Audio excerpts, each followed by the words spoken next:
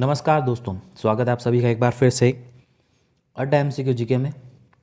दोस्तों, Rajasthan high court LDC की जो एक एग्ज़ाम डेट प्रस्तावित है दोस्तों मार्च माह में, उसकी तैयारी कर रहे हैं जो भी, उनके लिए एक और दोस्तों शानदार वीडियो राजस्थान के जीके का, साथ ही में दोस्तों करंट अफेयर का। करंट अफेयर में दोस्तों हम अंतर्राष्ट्रीय, राष्ट्रीय और राजस्थान का करंट अफेयर की चर्चा करेंगे इस प्रश्न में, और राजस्थान के जीके के भी कुछ प्रश्नों की चर्चा करेंगे। तो पहले भी दोस्तों मैं बता चुका हूं कि करंट के आपके लगभग 12 से 15% दोस्तों आपको देखने को मिलेंगे एग्जाम में। इससे पहले भी कुछ प्रैक्टिस सेट अपलोड हो चुके हैं, तो चैनल पर जाए दोस्तों, आप ज़रूर देखें इसको, क्योंकि ये प्रश्न आपके लिए ज़रूर महत्वपूर्ण साबित होंगे। पुरानी भर्ती परीक्षाओं में पूछे जा चुके हैं ये प्रश्न। और दोस्तों हमने हिंदी और इंग्लिश के भी प्रैक्टिस सेट अपलोड किए हैं चैनल पर। राजस्थान हाईकोर्ट एलडीसी एग्जाम 2022 नाम से प्लेलिस्ट बनी है चैनल पर, जाकर उसमें भी दोस्तों जरूर देखें। अभी आई बटन दिख रहा होगा आपको, इस आई बटन पर क्लिक कर कर आप इस प्लेलिस्ट में जाकर इन सभी क्लासेस को देख सकते हैं। तो बिना देरी के शुरू करते हैं दोस्तों आज के हमारे पहले प्रश्न के साथ। और शुरू करने से पहले इस चैनल को अगर आपने सब्सक्राइब नहीं किया तो सब्सक्राइब कर लें, पास में स्थित बेल आइकन भी दबा लें, ताकि क्लासेस अपलोड होने पर टाइम टू टाइम दोस्तों आपको नोटिफिकेशंस मिलते रहें। इसी प्रकार के क्लासेस दोस्तों रोज़ाना अपलोड होती रहती है, इसी प्रकार की क्लासेस आपको डेली दोस्तों मिलती रहेगी। तो चलिए बिना देरी के शुरू करते हैं हमारे पहले प्रश्न के साथ। पहला प्रश्न है आपके सामने, कौलायत मेला जो कि बीकानेर का प्रसिद्ध मेला है, इसका एक अन्य नाम है। तो ये शानदार प्रश्न। सबसे पहले तो यही प्रश्न बनता है कि कौलायत का मेला है वो कहाँ पर बढ़ता है? वो बढ़ता है दोस्तों बीकानेर में। कहाँ पर बढ़ता है? बीकानेर में। इसका जो दूसरा नाम है, पहला विकल्प दे रखा है हमें ऊंट मेला, कपिल मुनि का मेला, तीसरा है दोस्तों बीकानेर जल मेला, और चौथा है यहाँ पर विकल्प आपके उत्तर भारत का मेला। तो इसका दूसरा नाम क्या है दोस्तों? कपिल मुनि का मेला। विकल्प ब यहाँ पर सही उत्तर हो जाएगा। कार्तिक पूर्णिमा को, कब दोस्तों? कार्तिक पूर्णिमा को ये मेला बढ़ता है, ध्यान रखिएगा। तो जो विकल्प ब है ये यहाँ पर राइट आंसर हो जाएगा। अगला है 2 नंबर प्रश्न, राजस्थान की आहड़ सभ्यता का एक अन्य नाम है। तो देखिए राजस्थान की आहड़ सभ्यता का अन्य नाम क्या है? पहला दे रखा है यहाँ पर कालीबंगा, दूसरा धूलकोट, तीसरा धौलावीरा, चौथा दे रखा है दोस्तों मीनावाली। तो ध्यान रखिए कि आहड़ सभ्यता का जो दूसरा नाम है वो है दोस्तों क्या? धूलकोट। विकल्प ब यहाँ पर राइट आंसर हो जाएगा। ये एक ताम्रपाषाण कालीन नगर था दोस्तों, ताम्रपाषाण कालीन नगर था। इसे आघाटपुर भी कहते हैं। क्या? आघाटपुर भी इसे कहते हैं। इसके बारे में आप ध्यान में रखिएगा।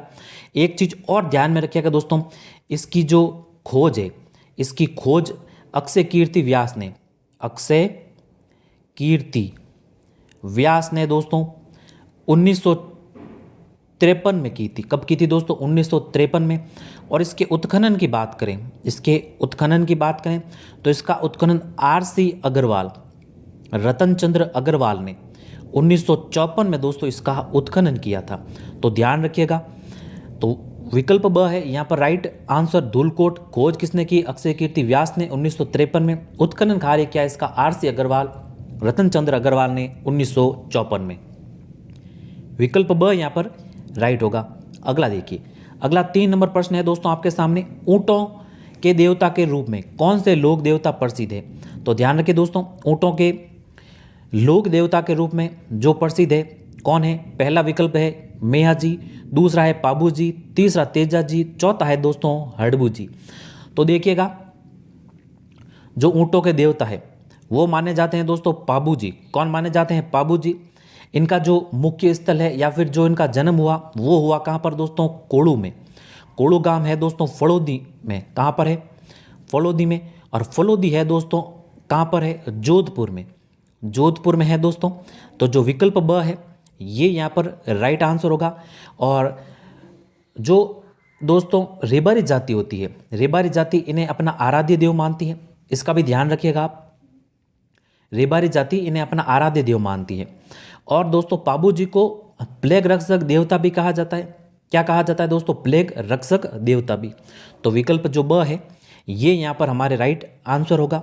ऊंटों से ध्यान रखिएगा दोस्तों, ऊंट को पालतू श्रेणी में दोस्तों राज्य पशु घोषित किया गया था 2014 में। कब किया गया था? 2014 में। इसका भी आप ध्यान में रखिएगा, पूछ सकते हैं। तो जो विकल्प ब है ये हमारे यहाँ पर राइट है। अगला देखिए 4 नंबर है, राजस्थान के किस शहर में भटनेर दुर्ग स्थित है? तो अच्छा प्रश्न ये भी दोस्तों। भटनेर दुर्ग राजस्थान के किस शहर में है? तो देखिए पहला दे रखा है बीकानेर, दूसरा चित्तौड़, तीसरा हनुमानगढ़, चौथा है दोस्तों डूंगरपुर। तो यहाँ पर जो भटनेर दुर्ग है ये है दोस्तों कहाँ पर? हनुमानगढ़ में। कहाँ पर है? हनुमानगढ़ में। विकल्प स यहाँ पर राइट आंसर हो जाएगा। बाटी राजा दोस्तों भूपत ने इसका निर्माण करवाया था। इसके जो शिल्पकार थे, शिल्पकार के भी बारे में ध्यान रखिएगा, केकेया। इसके शिल्पकार कौन थे दोस्तों? केकेया। इसका ध्यान रखिएगा, हनुमानगढ़ में है ये। और इस दुर्ग में केवल एकमात्र दोस्तों ऐसा दुर्ग है जिसने सर्वाधिक विदेशी आक्रमण सहे हैं।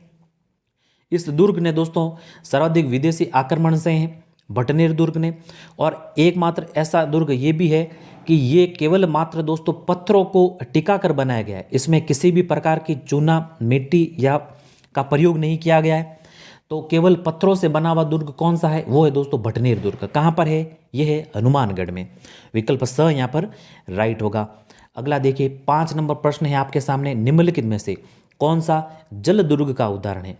तो देखिए दोस्तों, तो जल दुर्ग का उत्तम उदाहरण इनमें से पहला दे रखा है चित्तौड़। चित्तौड़ नहीं है दोस्तों, चित्तौड़ एक प्रकार का कैसा दुर्ग है? गिरि दुर्ग है। कैसा दुर्ग है? गिरि। कुंभलगढ़ भी नहीं है यहाँ पर, मेहरानगढ़ भी नहीं है। कौन सा है? गागरोण। गागरोण दुर्ग दोस्तों एक जल दुर्ग का उत्तम उदाहरण है। और ये दुर्ग आहू व काली सिंध, आहू व दोस्तों काली सिंध के संगम पर बना है। और ये झालावाड़ में है। ये दुर्ग कहाँ पर है दोस्तों? झालावाड़ में। इसके बारे में भी ध्यान रखिएगा। सविकल्प सही उत्तर होगा यहाँ पर गागरोण दुर्ग। अगला देखिए 6 नंबर है, टापरा घर है। तो टापरा दोस्तों घर किसके घरों को कहा जाता है? तो पहला दे रखा है जोगी के घरों को, दूसरा है भीलों के, तीसरा दोस्तों यहाँ पर मीणा, चौथा है दोस्तों सहरिया। तो ध्यान रखिएगा, जो टापरा है वो दोस्तों भीलों के जो घर होते हैं उनको कहा जाता है। किसके घरों को? भीलों के घरों को। और एक दोस्तों प्रश्न आता है, पटवारी एग्जाम आया था कि कू दोस्तों जो है वो किसके घरों को कहा जाता है? वो भी दोस्तों भीलों के घरों को ही कहा जाता है। ध्यान रखिएगा। सहरिया से ध्यान रखिएगा, सहरिया के घरों को सहरोल कहा जाता है। क्या कहा जाता है? सहरोल। एक गरासिया के घरों को भी ध्यान रखिएगा, गरासिया के घरों को गैर कहा जाता है। क्या कहा जाता है? गैर। मीणा के घरों को ध्यान रखिएगा, मीणा के घरों को जो जंगल में बने हुए होते हैं दोस्तों उनको कहा जाता है मेवा से। क्या कहा जाता है? मेवा से। तो हमारे विकल्प ब है ये यहाँ पर राइट आंसर होगा। अगला देखिए 7 नंबर प्रश्न, की का उपनाम था। तो देखिए दोस्तों की का किसका उपनाम था? पहला दे रखा है यहाँ पर राणा प्रताप का, दूसरा दे रखा है राणा सांगा का, तीसरा है दोस्तों राणा कुंभा का, चौथा है यहाँ पर राणा उदय सिंह का। तो की का दोस्तों भीलों द्वारा कहा गया किसे? राणा प्रताप को। विकल्प अ यहाँ पर सही उत्तर होगा। भीलों द्वारा दोस्तों राणा प्रताप को की का कहा गया। अ विकल्प सही है यहाँ पर। अगला देखिए 8 नंबर है आपके सामने, राव मालदेव खाली जगह का शासक था। बेहद ही अच्छा प्रश्न है दोस्तों। तो राव मालदेव कहाँ का शासक था? ये था दोस्तों पहला विकल्प क्या है? मेवाड़, दूसरा है आपके सामने मारवाड़, तीसरा है दोस्तों अलवर, चौथा है यहाँ पर हाड़ौती। तो जो दोस्तों राव मालदेव, आगे दोस्तों राव दिख रहा है, राव एक तो कहाँ के थे? बीकानेर के, और एक कहाँ के थे दोस्तों? मारवाड़ के। तो बस इसी को ध्यान रखिएगा, बस मारवाड़ के था दोस्तों, बीकानेर तो यहाँ पर है ही नहीं। तो राव मालदेव कहाँ के शासक थे दोस्तों? मारवाड़ के। और इन्हें दोस्तों अस्मत वाला राजा भी कहा जाता है, अस्मत वाला राजा। और ध्यान रखिएगा दोस्तों कि चंद्रसेन व मोटा राजा उदय सिंह इनके क्या थे? बेटे थे। राव चंद्रसेन और मोटा राजा उदय सिंह दोस्तों इनके बेटे थे। इनके पिता का नाम था दोस्तों राव गांगा।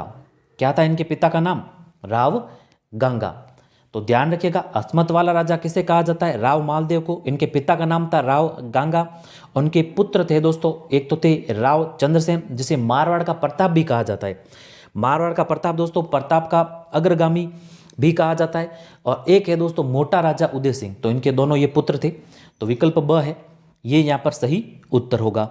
अगला देखिए 9 नंबर प्रश्न, जय सिंह द्वितीय को सवाई की उपाधि किसने दी थी? ये भी अच्छा प्रश्न है दोस्तों। तो किसने दी थी? पहला विकल्प है औरंगजेब, दूसरा है अकबर, तीसरा जहांगीर, चौथा है दोस्तों बाबर। तो क्या होगा इसका सही उत्तर? इसका सही उत्तर होगा दोस्तों किसने दी थी? औरंगजेब में, औरंगजेब ने दी थी। विकल्प अ यहां पर आपके सही उत्तर हो जाएगा। तो और कुछ उपाधियों की यहां पर बात करें अगर, कि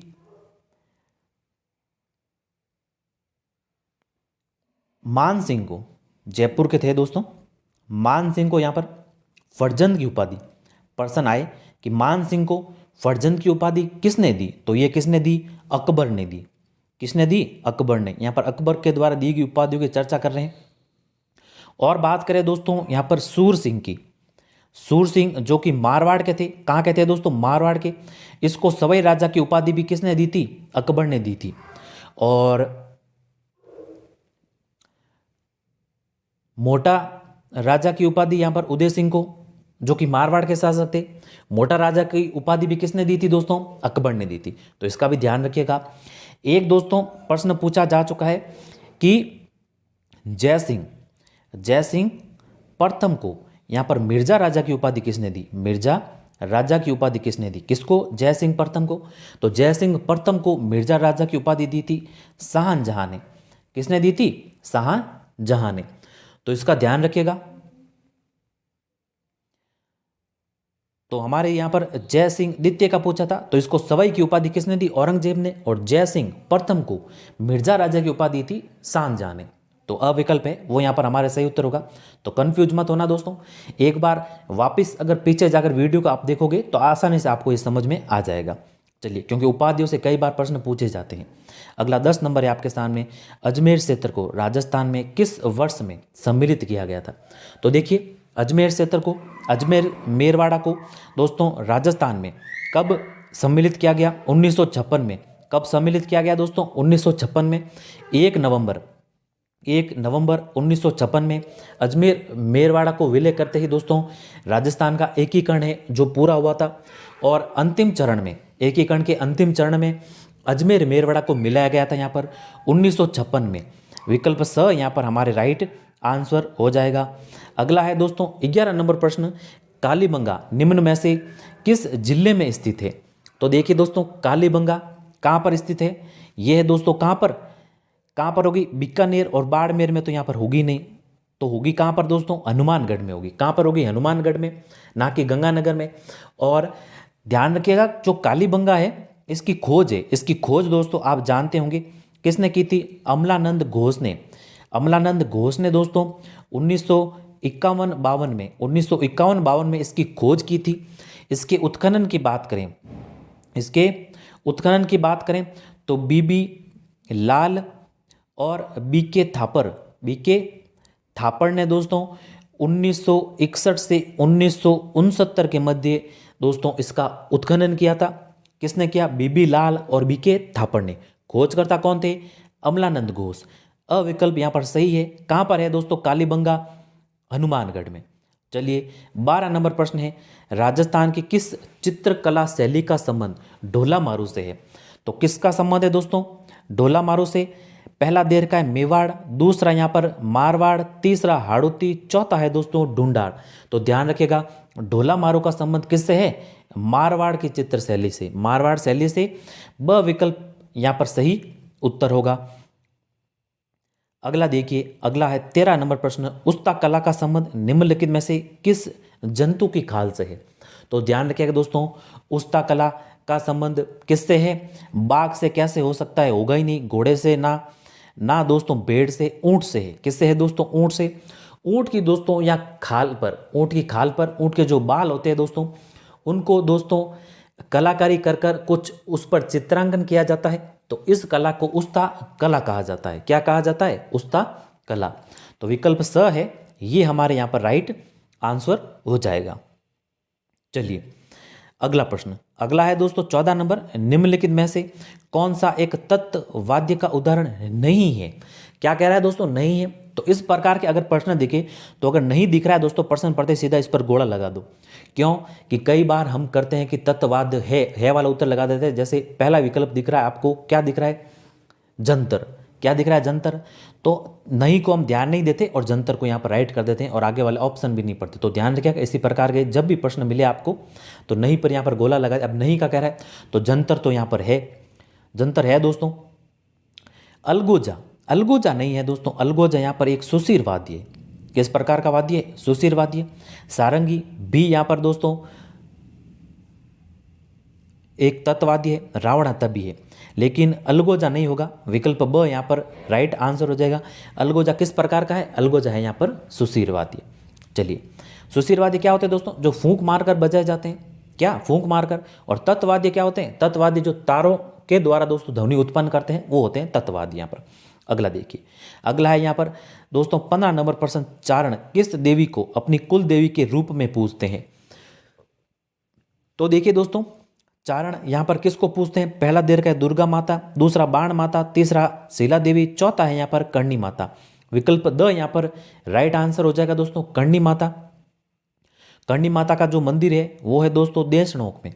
कहाँ पर है, देशनोक, जो कि है बीकानेर में। कहाँ पर है, बीकानेर में। विकल्प द यहाँ पर राइट होगा।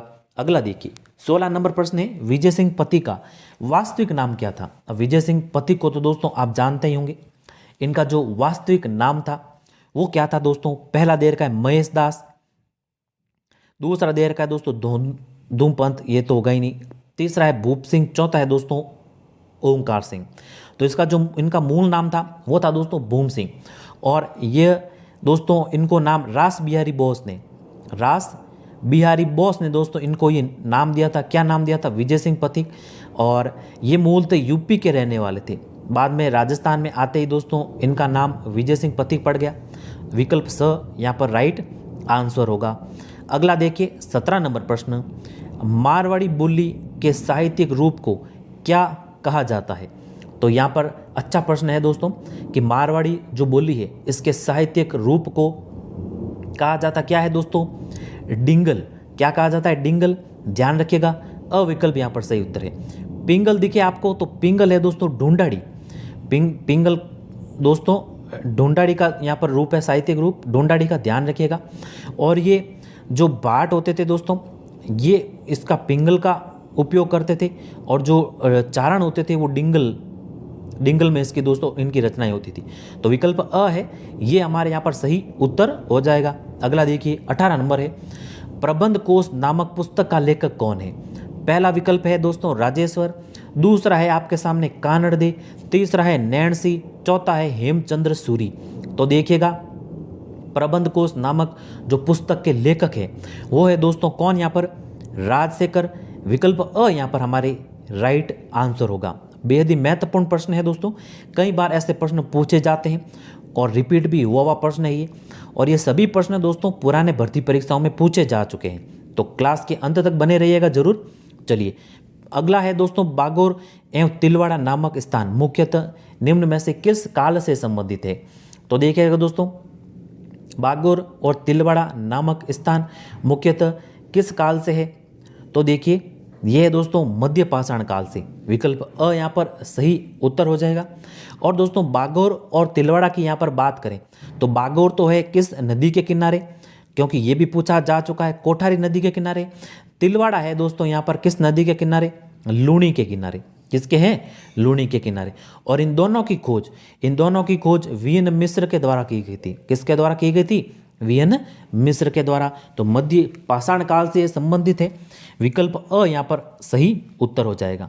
अगला देखिए 20 नंबर है दोस्तों, निम्न में से आमेर के किस शासक ने सर्वप्रथम मुगलों के साथ संधि की थी। यह भी अच्छा प्रश्न है दोस्तों। तो इनमें से किसने की थी, पहला देर का ईश्वरी सिंह, दूसरा दोस्तों भगवान दास, तीसरा यहाँ पर मान सिंह, चौथा है दोस्तों बारमल। तो किसने की थी दोस्तों, अंतिम विकल्प बारमल ने तो दोस्तों यहाँ पर अपनी पुत्री हरका बाई का विवाह अकबर के साथ कर दिया था। हरका बाई का विवाह दोस्तों अकबर के साथ कर दिया था, यहाँ पर वैवाहिक संबंध स्थापित किए थे मुगलों के साथ। तो विकल्प द है ये यहाँ पर राइट है। अगला देखिए 21 नंबर है दोस्तों, निम्नलिखित में से किसे मरुगंगा कहा जाता है। कई बार रिपीट हुआ हुआ प्रश्न, तो इनमें से किसे कहा जाता है दोस्तों, आपको दिख रहा होगा किसे कहा जाता है, इंदिरा गांधी नहर परियोजना को। विकल्प अ यहाँ पर सही उत्तर होगा। अब कुछ यहाँ पर बात करें दोस्तों इंदिरा गांधी नहर की, तो देखिए सतलुज और दोस्तों यहाँ पर व्यास के संगम पर बने हरी के बैराज से मसीता वाली हेड, जो कि दोस्तों हनुमानगढ़ में है, ये दोस्तों हनुमानगढ़ में प्रवेश करती है। और ध्यान रखिएगा हरी के बैराज से मसीता वाली तक इसे जाना जाता है दोस्तों किस नाम से, राजस्थान फीडर नाम से। राजस्थान फीडर नाम से जहाँ से ये उत्पन्न होती है, वहाँ पर दोस्तों इसका नाम इंदिरा गांधी नहीं है, लेकिन जब ये राजस्थान में प्रवेश करती है तब दोस्तों इसका नाम हो जाता है क्या, इंदिरा गांधी नहर। और वहाँ तक दोस्तों यानी हनुमानगढ़ तक जहाँ प्रवेश करती है ये मसीता वाली हेड तक, वहाँ तक दोस्तों इसका नाम क्या है, राजस्थान फीडर। और वहाँ तक इसकी जो लंबाई है वो है दोस्तों 204 किलोमीटर। क्या है, 204 किलोमीटर। और अब बात करें दोस्तों यहाँ पर मसीता वाली हेड से, देखिएगा मसीता वाली हेड से मोहनगढ़ तक जो कि कहाँ पर है दोस्तों, जैसलमेर में। कहाँ पर है, जैसलमेर में। यहाँ तक दोस्तों ये इंदिरा गांधी नहर के नाम से जानी जाती है और इसकी लंबाई है दोस्तों 445 किलोमीटर। कितनी है, 445 किलोमीटर। तो ये कुछ तथ्य ध्यान रखेगा। एक और चीज़ है, इससे 9 शाखाएं निकाली गई है। कितनी शाखाएं, 9 शाखाएं। और 7 लिफ्ट नहरें। कितनी लिफ्ट नहरें, 7 लिफ्ट नहरें। तो विकल्प अ है यहाँ पर हमारे सही उत्तर, ध्यान रखिएगा। अगला देखिए, अगला है दोस्तों 22 नंबर प्रश्न। राजस्थान के नागौर, पाली, बाड़मेर एवं जैसलमेर जिलों में मुख्यतः कौन सी मृदा पाई जाती है। तो राजस्थान के दोस्तों ये किस प्रकार के जिले हैं, ये है दोस्तों मुख्यतः पश्चिमी जिले हैं। कैसे जिले हैं दोस्तों, पश्चिमी जिले। और पश्चिमी जिलों में आप सभी जानते हैं दोस्तों कि मुख्यतः जो पश्चिमी जिले हैं यहाँ पर बलुई मृदा पाई जाती है। तो विकल्प अ ही यहाँ पर सही उत्तर होगा। बलुई मृदा जिसे हम दोस्तों रेतीली मृदा भी कहते हैं। और वैज्ञानिक वर्गीकरण के आधार पर इसके नाम की बात करें तो एरिडिसोल्स, क्या, एरिडिसोल्स भी इसे कहा जाता है। विकल्प अ यहाँ पर आपके सही उत्तर हो जाएगा। अगला देखिए दोस्तों 23 नंबर प्रश्न है। राजस्थान की किस नदी को स्थानीय भाषा में वन की आशा कहा जाता है। तो देखिए पहला विकल्प है दोस्तों माही, दूसरा बनास, तीसरा सोम, चौथा है दोस्तों मेंथा। तो देखिएगा किसको कहा जाता है वन की आशा, नाम से बनास। तो बस विकल्प ब यहाँ पर सही उत्तर होगा। खमनोर की पहाड़ियों से दोस्तों इसका उद्गम होता है और पूर्णतः दोस्तों राजस्थान में बहने वाली नदी है ये बनास। पूछा जा सकता है कि पूर्णतः राजस्थान में बहने वाली नदी कौन सी है, तो वो कौन सी है, बनास। और इसकी जो लंबाई है वो है दोस्तों 512 किलोमीटर। कितनी है, 512 किलोमीटर। विकल्प ब सही उत्तर है यहाँ पर। अगला देखिए 24 नंबर है दोस्तों। निम्नलिखित में से राजस्थान के जिलों में से कौन सा एक अति आर्द्र जलवायु प्रदेश का भाग है। तो इनमें से देखिए कौन सा दोस्तों अति आर्द्र जलवायु प्रदेश का भाग होगा।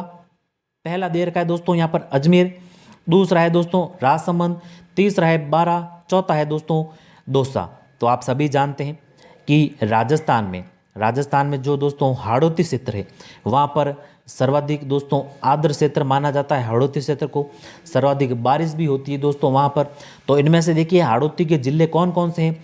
हाड़ौती के जिले को याद करने के लिए को, जा, बाबू को ध्यान रखिएगा। को, जा, बाबू। को से यहाँ पर कोटा, जा से झालावाड़, बा से बारा, बू से है दोस्तों बूंदी। तो यहाँ पर क्या है, 12। तो बस विकल्प स यहाँ पर सही उत्तर हो जाएगा। अगला देखिए, अगला यहाँ पर है दोस्तों 25 नंबर प्रश्न। राजस्थान के निम्नलिखित में से किस जिले से होकर कर्क रेखा गुजरती है। बेहद ही शानदार प्रश्न। तो इनमें से दोस्तों दक्षिण से गुजरती है। आप सभी जानते हैं राजस्थान के दक्षिण से कर्क रेखा गुजरती है। ये कहाँ से गुजरती है, बांसवाड़ा से। कहाँ से गुजरती है, बांसवाड़ा से। विकल्प ब यहाँ पर राइट आंसर होगा। अगला देखिए 26 नंबर प्रश्न है। निम्नलिखित में से कौन सा जिला शुष्क पश्चिमी कृषि जलवायु प्रदेश में सम्मिलित किया जाता है। बेहद ही अच्छा प्रश्न है दोस्तों। तो इनमें से कौन सा जिला किया जाता है। तो आप सभी जानते हैं दोस्तों कि पश्चिमी जिले मुख्यतः, और इसको किया जाता है किसको, बीकानेर को। किसको किया जाता है, बीकानेर को। इनमें से विकल्प द यहाँ पर राइट आंसर हो जाएगा। अगला देखिए 27 नंबर है दोस्तों। राजस्थान की कुल स्थलीय सीमा है तो ध्यान रखिएगा, आप सभी जानते हैं कि राजस्थान की कुल स्थलीय सीमा कितनी होगी। पहला विकल्प दे रखा है दोस्तों 5,620 किलोमीटर, दूसरा 5,920, तीसरा है यहाँ पर 5,000, चौथा है दोस्तों 6,000। तो ध्यान रखिएगा 5,920 किलोमीटर है कुल इसकी स्थलीय सीमा। ध्यान रखिएगा दोस्तों, ये तो हो गई कुल स्थलीय सीमा। और अंतर्राष्ट्रीय सीमा, अंतर्राष्ट्रीय सीमा की बात करें तो जो कि दोस्तों राजस्थान बनाता है किसके साथ, पाकिस्तान के साथ। किसके साथ बनाता है, पाकिस्तान के साथ। और इस अंतर्राष्ट्रीय रेखा की लंबाई दोस्तों 1,070 किलोमीटर है। कितनी है, 1,070 किलोमीटर। अब अगर 5,009 में से 1,070 आप घटाते हो तो आता है दोस्तों 4,850, जो कि है दोस्तों अंतर्राज्यीय सीमा। यानी कि 4,850 किलोमीटर की सीमा राजस्थान की ना तो किसी राज्यों के साथ सीमा बनाती है, ना किसी देश के साथ, सॉरी राज्यों के साथ सीमा बनाती है दोस्तों। यहाँ पर इसका ध्यान रखिएगा 4,850 अंतर्राज्यीय सीमा है ये। और 1,070 किलोमीटर की जो सीमा है वो कितनी है दोस्तों, यहाँ पर अंतर्राज्यीय सीमा 1,070 की। और जो दोस्तों अंतर्राज्यीय सीमा है वो है 4,850। ये दोस्तों किसी देश के साथ सीमा नहीं बनाती, केवल अंतर्राज्यीय है। और अंतर्राष्ट्रीय की बात करें तो कुल है जो वो है दोस्तों यहाँ पर 5,920, इनमें से 1,070 किलोमीटर है वो अंतर्राष्ट्रीय सीमा है और अंतर्राज्यीय सीमा है 4,850। चलिए अगला है दोस्तों, कितने राज्यों की सीमाएं राजस्थान से लगती है। बेहद ही शानदार प्रश्न, उम्दा प्रश्न दोस्तों, कई बार रिपीट हुआ प्रश्न। तो देखिए यहाँ पर पूरी चर्चा कर लेंगे हम। तो राजस्थान दोस्तों ध्यान रखिएगा कितने राज्यों के साथ सीमा बनाता है। तो पहला दे रखा 6, दूसरा 4, 5 और 3। तो स विकल्प यहाँ पर राइट होगा, 5 राज्यों के साथ सीमा बनाता है।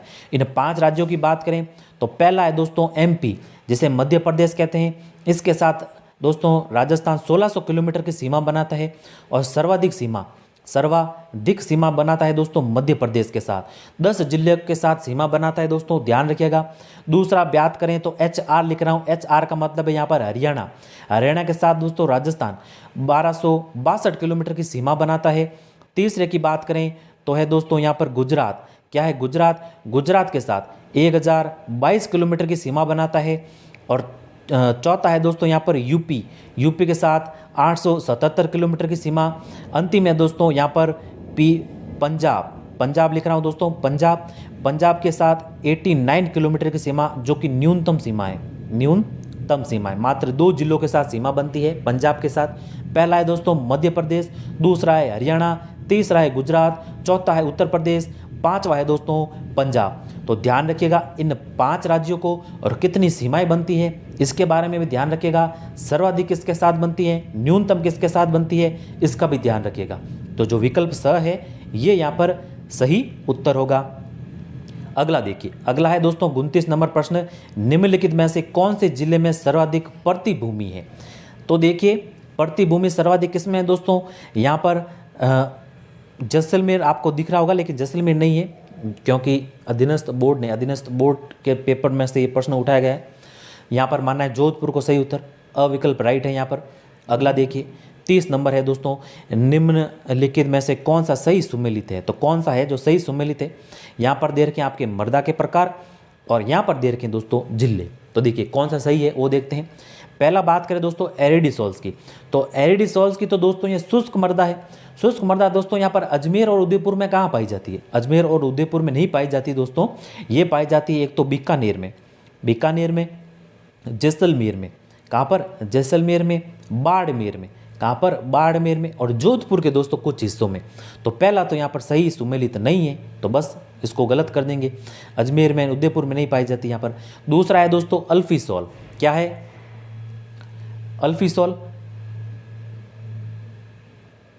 अल्फीसोल दोस्तों दे रखा है यहाँ पर बीकानेर और गंगानगर में।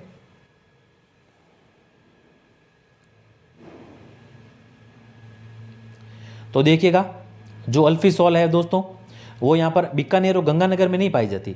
अल्फीसोल मृदा दोस्तों जिसे हम जलोढ़ मृदा कहते हैं, ये मुख्यतः जयपुर के दोस्तों पास अलवर, भरतपुर, टोंक और दोस्तों सवाई माधोपुर में पाई जाती है। तो दूसरा भी यहाँ पर गलत हो गया। तीसरा है दोस्तों यहाँ पर सेप्टिसोल नहीं इनसेप्टिसोल है। क्या है इनसेप्टिसोल, थोड़ा सा मिसप्रिंट है यहाँ पर, इनसेप्टिसोल है जो कि दोस्तों यहाँ पर भीलवाड़ा और पाली दे रखा है, तो ये यहाँ पर सही हो जाएगा। इंसेप्टिसॉल मृदा, आर्द्र मृदा दोस्तों यहाँ पर ये भीलवाड़ा पाली के साथ साथ उदयपुर में भी, चित्तौड़ के साथ दोस्तों राजसमंद में भी, चित्तौड़ के साथ राजसमंद में भी पाई जाती है। तो जो विकल्प स है ये यहाँ पर सही सुमेलित है, विकल्प स यहाँ पर सही उत्तर होगा। वर्टिसॉल दोस्तों, वर्टिसॉल तो यहाँ पर काली मृदा है, ये जोधपुर बाड़मेर में नहीं पाई जाती, जोधपुर बाड़मेर में तो एरिडिसॉल्स पाई जाती है दोस्तों हाड़ौती क्षेत्र में। हाड़ौती के क्षेत्र आप सभी जानते हैं, कोटा, बारा, झालावाड़, बूंदी में, तो स विकल्प यहाँ पर हमारे राइट होगा। अगला देखिए दोस्तों 31 नंबर प्रश्न है, निम्नलिखित में से कौन सी एक राजस्थान की अंतःप्रवाही नदी नहीं है। अब दोस्तों अंतःप्रवाही नदियों की यहाँ पर बात करें तो देखिएगा अंतःप्रवाही काकनी है और दोस्तों कांतली भी है और रूपनगढ़ है और सागी है, गग्गर है, रूपारेल है, साबी है दोस्तों, साबी नदी, ना कि सागी नहीं, साबी होगा यहाँ पर, साबी तो अंतरप्रवाह की नहीं है यहाँ पर, तो साबी होगा यहाँ पर, ना कि सागी। गग्गर है, रूपारेल है और दोस्तों मेहनता है। तो ध्यान रखिएगा, काकनी है तो काकनी ये रही है, कांतली है, कांतली ये रही है, साबी है, साबी भी है, लेकिन दोस्तों सागी नहीं है यहाँ पर, सागी अंतःप्रवाह की नहीं है, विकल्प द यहाँ पर सही उत्तर होगा। बाकी रूपनगढ़, गग्गर, रूपारेल, मेहनता को भी ध्यान रखिएगा, पूछ सकते हैं इनमें से भी प्रश्न। चलिए अगला है दोस्तों 32 नंबर, भारत के मैदानी क्षेत्रों में किस नदी को नारायणी के नाम से जाना जाता है। तो देखिए दोस्तों, भारत के मैदानी क्षेत्रों में किस नदी को नारायणी के नाम से जाना जाता है। पहला दे रखा है चंबल, दूसरा है दोस्तों गंडक, तीसरा है कोसी, चौथा है दोस्तों महानदी।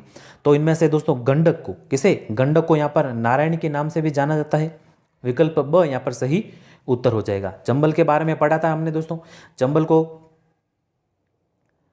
दोस्तों ये कहाँ से निकलती है, मध्य प्रदेश से, आपने पढ़ा था दोस्तों। और चंबल नदी पर कितने बांध बने हुए हैं, 4 बांध बने हुए, इसके बारे में भी आप जानते होंगे। तो हमारे ब विकल्प है ये यहाँ पर सही उत्तर हो जाएगा।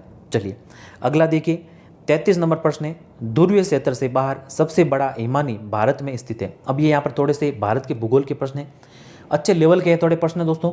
तो जो ध्रुवीय क्षेत्र से बाहर सबसे बड़ा हिमानी भारत में स्थित है वह कौन सा है दोस्तों, तो वह है यहाँ पर सियाचिन हिमानी। कौन सा है दोस्तों, सियाचिन हिमानी यानी ग्लेशियर।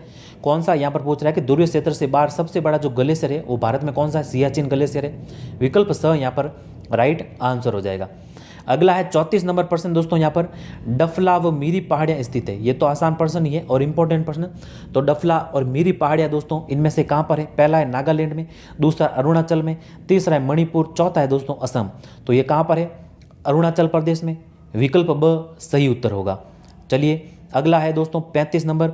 अब यहाँ से थोड़े करंट अफेयर के आपके प्रश्न शुरू हो गए हैं दोस्तों, और ये करंट अफेयर के प्रश्न जरूर आपको एग्जाम में देखने को मिलेंगे, टॉप वाले करंट अफेयर से। तो चलिए पहला करंट अफेयर का प्रश्न आपके, भारत की पहली स्मार्ट हाईकोर्ट पूरी तरह से पेपरलेस अदालत कौन सी बन गई है। तो पेपरलेस अदालत बनी है दोस्तों यहाँ पर, पहला राजस्थान हाईकोर्ट, दूसरा है केरल, तीसरा दिल्ली, चौथा है दोस्तों इलाहाबाद। तो ध्यान रखिएगा राजस्थान का भले ही एग्जाम हो लेकिन ये नहीं है, ब विकल्प यहाँ पर सही है। पेपरलेस जो हाईकोर्ट बनी है वो दोस्तों केरल की हाईकोर्ट बनी है, ब विकल्प राइट होगा। अगला देखिए, अगला है दोस्तों, हाल ही में किस देश ने भारत के साथ ब्रह्मोस मिसाइल की खरीद को मंजूरी दे दी है। अब देखिए दोस्तों, भारत की स्वदेशी मिसाइल है ब्रह्मोस, आप सभी जानते हैं। और एक समय ऐसा था जब भारत को दूसरे देशों पर निर्भर होना पड़ता था, लेकिन अब समय ऐसा है कि भारत दूसरे देशों को दोस्तों यहाँ पर मिसाइलें हैं वो दे रहा है, बेच रहा है यहाँ पर। तो देखिए ये यहाँ पर दोस्तों डील हुई है किसके साथ, फिलीपींस के साथ। किसके साथ डील हुई है दोस्तों, फिलीपींस के साथ। अविकल्प यहाँ पर राइट आंसर हो जाएगा। तो भारत से फिलीपींस दोस्तों ब्रह्मोस मिसाइल है वो खरीदने वाला है। चलिए अगला है यहाँ पर 37 नंबर प्रश्न, फीफा विश्व कप 2022 का खिताब किसने जीता। तो देखिए फीफा विश्व कप आप सभी जानते हैं बेहद ही चर्चित है दोस्तों ये। अब यहाँ पर थोड़ा सा समय लेंगे इस प्रश्न में, क्योंकि दोस्तों इससे ज़्यादा प्रश्न हैं वो पूछे जाने की संभावना बनती है। तो फीफा विश्व कप सबसे पहले तो आपको बता दूं कि किसने जीता। तो यहाँ पर विकल्प ब राइट आंसर है, अर्जेंटीना ने जीता। हारा कौन, हारा फ्रांस हारा। कौन सा हारा दोस्तों, फ्रांस हारा। कितने अंतर से हारा? 4-2 के अंतर से हारा। कितने अंतर से हारा? 4-2 के अंतर से हारा। 18 दिसंबर डेट थी, क्या थी दोस्तों? 18 दिसंबर, ध्यान रखिएगा। और अब देखिए दोस्तों, अब आप सभी जानते हैं कि इसका जो आयोजन है वो आयोजन कहाँ पर हुआ था? आयोजन हुआ था दोस्तों कतर में हुआ था। कहाँ पर हुआ था? कतर में, आप जानते हैं। और ये जो फीफा जो विश्व कप था वो 22वां था। कौन सा था दोस्तों? 22वां। और ये जो फाइनल मैच है, ये फाइनल मैच दोस्तों लुसेल स्टेडियम में हुआ। कहाँ पर हुआ? लुसेल स्टेडियम में। तो इसके बारे में भी आप थोड़ा ध्यान में रखिएगा। 4-2 के अंतर से हारा, अंतर ध्यान रखिएगा, मोस्ट है अंतर ये तो यहाँ पर। 18 दिसंबर को ये मैच हुआ था फाइनल। हारा कौन? फ्रांस। जीता कौन? अर्जेंटीना। चलिए अब थोड़ी सी और चर्चा करते हैं यहाँ पर कि जो फाइनल था इसमें दोस्तों एक जो अवार्ड होता है गोल्डन बूट का अवार्ड, तो वो गोल्डन बूट का अवार्ड है, गोल्डन बूट, वो किसे मिला? वो मिला दोस्तों, मिला किलियन एम्बाजे। किलियन एम्बाजे को मिला।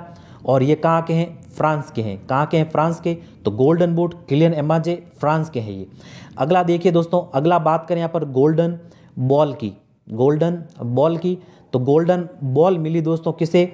लियोनेल मेसी को। लियोनेल मेसी को मिली यहाँ पर। और ये है दोस्तों अर्जेंटीना की। कहाँ के हैं? अर्जेंटीना के हैं, ध्यान रखिएगा। गोल्डन बॉल लियोनेल मेसी को, अर्जेंटीना के है ये। अगली बात करें यहाँ पर दोस्तों गोल्डन ग्लव की। गोल्डन ग्लव की, तो गोल्डन ग्लव दोस्तों किसे मिला? एकी लियोनो को। एकी लियानो को दोस्तों यहाँ पर मिला। एकी लियानो मार्टेलियस को मिला। अर्जेंटीना के ये। कहाँ के हैं? अर्जेंटीना के, ध्यान रखिएगा। और बात करें दोस्तों यहाँ पर young player award. Young player award, young player award दोस्तों ये किसे मिला? एंजो फर्नांडिस को। एंजो फर्नांडिस को मिला। और ये कहाँ के हैं? अर्जेंटीना के। कहाँ के हैं दोस्तों? अर्जेंटीना के। इसके बारे में ध्यान रखिएगा। अगला देखिए, अगला बात करें दोस्तों यहाँ पर जो अगला ये फीफा विश्व कप है, फुटबॉल विश्व कप, ये अगला होगा दोस्तों 2026 में। कब होगा? 2026 में। प्रत्येक 4 वर्षों में होता है। और जो इसका आयोजन है तो ध्यान रखिएगा एसीएम नाम ध्यान रखिएगा दोस्तों। अमेरिका, कनाडा और मेक्सिको, ये दोस्तों तीनों जो मिलकर है इसका आयोजन करेंगे। यहाँ पर संयुक्त रूप से आयोजन होगा दोस्तों अमेरिका, कनाडा और मेक्सिको में। 2026 में होगा ये। और 2022 के यहाँ पर शुभंकर की बात करें तो लाइव था दोस्तों। और आप सभी जानते हैं जो सिख लोग होते हैं वो वाइट कलर का जो अपने सर पर कपड़ा रखते हैं, उनका पारंपरिक ड्रेस है दोस्तों ये, तो लेइब इसको कहा जाता है। तो इसका शुभंकर था लेइब, ध्यान रखिएगा। तो यहाँ पर जीता कौन? अर्जेंटीना। तो यहाँ पर पूरी चर्चा की दोस्तों। यहाँ पर हमने जो महत्वपूर्ण प्रश्न बनते हैं आपके, तो इसको ध्यान रखिएगा। चलिए अगला देखिए, अगला है दोस्तों 38 नंबर प्रश्न, आयरलैंड के प्रधानमंत्री कौन बने हैं? तो आयरलैंड के जो प्रधानमंत्री बने हैं वो कौन बने हैं दोस्तों? पहला दे रखा है यहाँ पर लियो वराडकर, दूसरा है दोस्तों यहाँ पर ऋषि सुनक, तीसरा है दोस्तों यहाँ पर एंटोनियो कोस्टा, चौथा है दोस्तों यहाँ पर चंद्रिका प्रसाद संतोखी। तो आयरलैंड के जो प्रधानमंत्री बने हैं तो कौन बने हैं दोस्तों? ये बने हैं पहला विकल्प लियो वराडकर। कौन बने? लियो वराडकर। क्यों पूछा जाएगा ये प्रश्न? अब आयरलैंड का है, अन्य देशों का भी पूछा जा सकता है, क्योंकि ये भारतीय मूल के थे, भारतीय मूल के हैं ये दोस्तों, इसलिए पूछे जा सकता है, इसकी संभावना बनती है। ऋषि सुनक कहाँ के बने? ब्रिटेन के। और ब्रिटेन के या फिर इंग्लैंड के दोस्तों कह सकते हैं। और ये भी भारतीय मूल के हैं, ध्यान रखिएगा, पूछ सकते हैं ये। और एंटोनियो कोस्टा है, ये कहाँ के बने? पुर्तगाल के। कहाँ के बने? पुर्तगाल के। इसकी भी दोस्तों हम चर्चा कर चुके हैं। तो ये भी भारतीय मूल के हैं। जो तीनों दोस्तों प्रधानमंत्री बने हैं ये भारतीय मूल के हैं, इसलिए इंपॉर्टेंट है, पूछा जा सकता है दोस्तों अंतर्राष्ट्रीय करंट अफेयर की दृष्टि से यहाँ पर। तो हमारे आयरलैंड के हैं, आयरलैंड के तो हैं रियो वडारकर, ध्यान रखिएगा। अगला देखिए, अगला है दोस्तों 39 नंबर प्रश्न, दुनिया के सबसे मजबूत पासपोर्ट सूची 2022 में भारत की रैंक क्या है?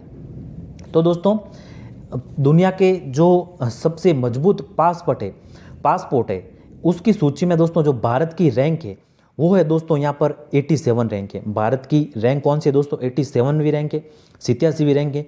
पिछली रैंक से दोस्तों इसका सुधार हुआ है, ध्यान रखिएगा। और प्रथम पर कौन है? प्रथम पर है दोस्तों यूएई। प्रथम पर कौन है? यूएई यानी यूनाइटेड अरब अमीरात। और सेकंड पर बात करें तो है जर्मनी। कौन है? जर्मनी। थर्ड पर बात करें तो है स्वीडन। कौन सी है? स्वीडन। तो अविकल्प है यहाँ पर हमारे सही उत्तर। 87वीं है दोस्तों भारत की रैंक यहाँ पर 2022 के अनुसार। तो ये रिपोर्ट पूछा जा सकता है कि रिपोर्ट कौन जारी करता है? हैनले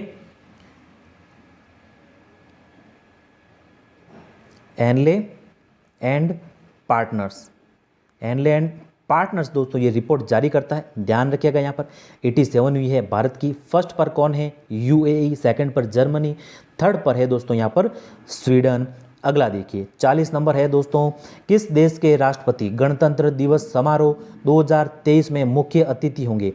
छाप लीजिएगा प्रश्न दोस्तों, गारंटी है 101% की कि ये प्रश्न आएगा एग्जाम में, आपके आएगा, गारंटी है इसकी।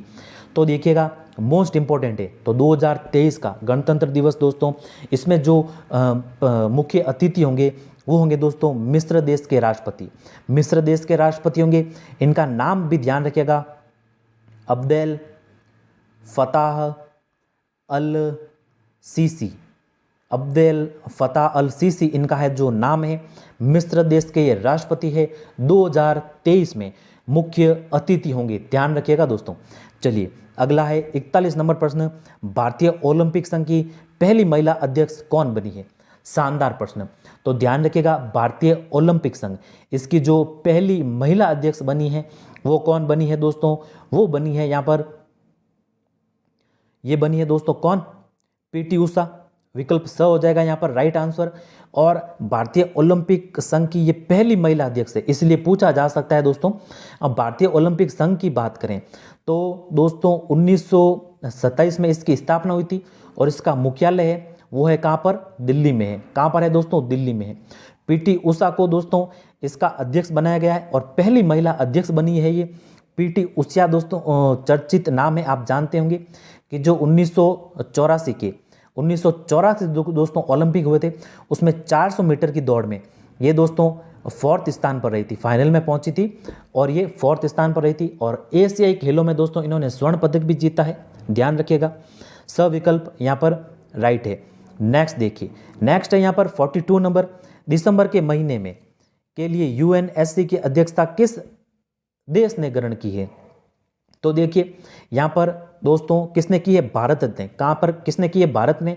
1 महीने के लिए दोस्तों यूएनएससी की यहाँ पर ये अध्यक्षता करेगा, ध्यान रखिएगा। यूएनएससी दोस्तों संयुक्त राष्ट्र संघ यहाँ पर, और संयुक्त राष्ट्र संघ के जो दोस्तों सचिव है वो कौन है? Antonio Guterres. एंटोनियो गुटरेस है यहाँ पर इसके सचिव, एंटोनियो गुटरेस। इसका मुख्यालय दोस्तों क्या कहाँ पर है? न्यूयॉर्क में। न्यूयॉर्क यूएसए में इसका मुख्यालय है, तो ध्यान रखिएगा। अविकल्प यहाँ पर हमारे सही उत्तर होगा। अगला देखिए 43 नंबर प्रश्न है दोस्तों, हर घर गंगा जल परियोजना को किस राज्य में शुरू किया गया? तो हर घर गंगा जल परियोजना ये दोस्तों कहाँ पर शुरू हुई है? पहला है उत्तर प्रदेश, दूसरा हरियाणा, तीसरा त्रिपुरा, चौथा है दोस्तों बिहार। तो दोस्तों बिहार में दोस्तों नीतीश कुमार जी जो कि दोस्तों यहाँ पर मुख्यमंत्री हैं बिहार के, आप सभी जानते हैं। और यहाँ पर बिहार के दोस्तों सूखे क्षेत्रों में नल के माध्यम से गंगा जल दोस्तों उपलब्ध करवाया जाएगा, तो ये बिहार की एक परियोजना है। विकल्प द यहाँ पर राइट आंसर होगा।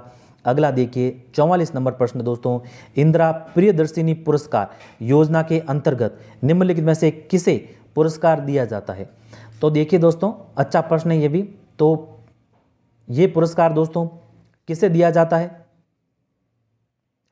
तो ये पुरस्कार दिया जाता है दोस्तों जो बालिकाएं, जो छात्राएं 8वीं 10वीं और 12वीं कक्षा में जिला स्तर पर फर्स्ट आती है, उनको ये पुरस्कार मिलता है। अविकल्प यहाँ पर राइट होगा। राजस्थान का प्रश्न है, अच्छा प्रश्न। अगला देखिए 45 नंबर प्रश्न है दोस्तों, राजस्थान फिल्म पर्यटन प्रोत्साहन नीति 2022 कब लागू की गई?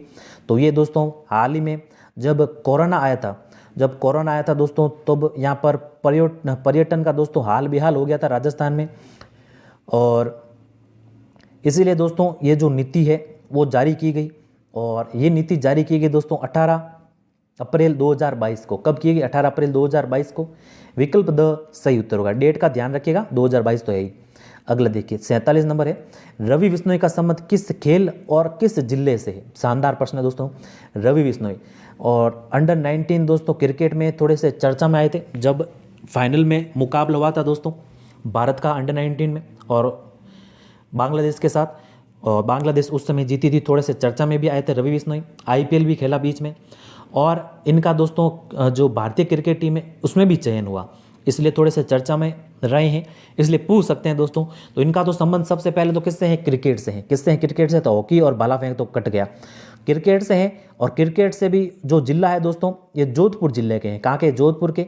तो विकल्प अ है, ये यहाँ पर राइट होगा। अगला देखिए, अगला 48 नंबर प्रश्न है, मिशन सुरक्षा चक्र का उद्देश्य है। बेहद ही शानदार प्रश्न। तो देखिए दोस्तों, जो मिशन सुरक्षा चक्र है इसका संबंध किससे है? एनीमिया व कुपोषण से मुक्ति के लिए। एनीमिया व कुपोषण से मुक्ति इसका है दोस्तों उद्देश्य। अविकल्प राइट हो जाएगा यहाँ पर। अगला 49 नंबर प्रश्न है दोस्तों, हाल ही में रेलवे बोर्ड द्वारा वंदे भारत ट्रेन के विकास, अपग्रेड और मेंटेनेंस हेतु राजस्थान के 5 कोचिंग डिपो को मंजूरी प्रदान की है। निम्नलिखित में से कौन सा डिपो इन 5 डिपो में शामिल नहीं है? तो देखिए दोस्तों, वंदे भारत ट्रेन ये भी चर्चा का विषय थी कुछ समय से, और हाल ही में दोस्तों पिछले जब से चालू हुई ज़्यादा समय नहीं हुआ, 2 बार दुर्घटना का शिकार भी होगी दोस्तों वंदे भारत ट्रेन। इसीलिए दोस्तों रेलवे बोर्ड ने निर्णय भी ये भी लिया कि इसके मेंटेनेंस, विकास और अपग्रेड हेतु 5 डिपो की जो ज़रूरत है वो राजस्थान में भी होगी, क्योंकि राजस्थान में दोस्तों ये जल्द दौड़ती हुई देखने को मिलेगी आपको। तो इनके जो 5 डिपो है, ये 5 डिपो प्रस्तावित किए गए दोस्तों। एक तो जयपुर में, कहाँ पर? जयपुर में तो होंगे, राजधानी है भाई। और दूसरा है दोस्तों अजमेर, दूसरा अजमेर। तीसरा है दोस्तों यहाँ पर जोधपुर। चौथा दोस्तों मदार और गंगानगर। कौन सा? गंगानगर। तो यहाँ पर देखिए जयपुर ये रहा, जोधपुर भी है दोस्तों, श्री गंगानगर ये रहा, श्री गंगानगर भी है, लेकिन बीकानेर नहीं है यहाँ पर। तो जो विकल्प द है ये हमारे यहाँ पर राइट आंसर हो जाएगा। बीकानेर में नहीं दोस्तों, ये 5 जो है यहाँ पर दोस्तों प्रस्तावित है ये डिपो। चलिए अगला देखिए, अगला है 50 नंबर प्रश्न, राजस्थान दिवस मनाया जाता है। बेहद ही शानदार प्रश्न है, और दिवसों से संबंधित एक ना एक प्रश्न जरूर पूछेगा, देख लीजिएगा। तो राजस्थान दिवस दोस्तों मनाया जाता है कब? पहला देर का 30 मार्च, दूसरा 7 अप्रैल, तीसरा दोस्तों 8 जून, चौथा है 11 जुलाई। तो देखिएगा ये मनाया जाता है 30 मार्च को। राजस्थान दिवस कब मनाया जाता है? 30 मार्च को। विकल्प अ यहाँ पर सही उत्तर होगा। बाकी भी डेट है वो इंपॉर्टेंट है। जो 7 अप्रैल है इसको मनाया जाता है दोस्तों विश्व स्वास्थ्य दिवस, विश्व स्वास्थ्य दिवस, तो इसका ध्यान रखिएगा दिवस। और 8 जून की बात करें तो 8 जून को विश्व महासागर दिवस, विश्व महासागर दिवस मनाया जाता है दोस्तों 8 जून को। 11 जुलाई की बात करें तो 11 जुलाई को यहाँ पर विश्व जनसंख्या दिवस, विश्व जनसंख्या दिवस मनाया जाता है। तो ध्यान रखिएगा 30 मार्च राजस्थान दिवस, 7 अप्रैल विश्व स्वास्थ्य दिवस, 8 जून विश्व महासागर दिवस, 11 जुलाई विश्व जनसंख्या दिवस। बेहद ही महत्वपूर्ण है ये सभी, तो रट लीजिएगा इसको। चलिए तो धन्यवाद। ये थे आज की क्लास के दोस्तों हमारे 50 महत्वपूर्ण प्रश्न, जिसमें हमने करंट की भी चर्चा की, भारत के भूगोल के कुछ प्रश्नों की भी चर्चा की, और दोस्तों राजस्थान की कला, संस्कृति, इतिहास और भूगोल के प्रश्नों की भी चर्चा की। और यकीन मानिए ये प्रश्न आपके होने वाले एग्जाम में दोस्तों जरूर महत्वपूर्ण साबित होने वाले हैं। तो धन्यवाद। उम्मीद है कि ये क्लास आपको पसंद आई होगी। पसंद आई है तो लाइक भी कर दे और शेयर भी कर दे अपने दोस्तों के साथ, और अगर इस चैनल पर नए हैं तो इस चैनल को भी जरूर सब्सक्राइब कर दें। इसी प्रकार के दोस्तों क्लासेस आपको मिलती रहेगी। पुराने प्रश्नों की दोस्तों क्लासेस भी इस चैनल पर अपलोड होती रहती है, पुराने प्रश्नों की भी, तो इस चैनल को जरूर सब्सक्राइब करें। तो मिलते हैं जल्द ही दोस्तों अगली क्लास में हमारे, और तब तक के लिए जय हिंद, वंदे मातरम।